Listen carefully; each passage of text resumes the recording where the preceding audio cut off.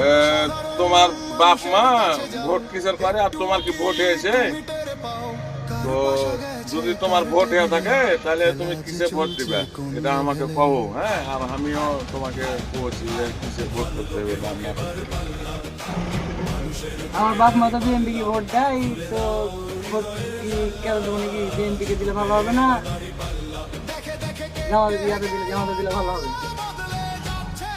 তো আমি তাহলে যে কেমন হয়ে গেল কি, তো আমি তো তোমার বিএমপি কে, আমরা তো বিএমপি করি, তো আমরা তো এবার বিএমপি কে ভোট দেবো না।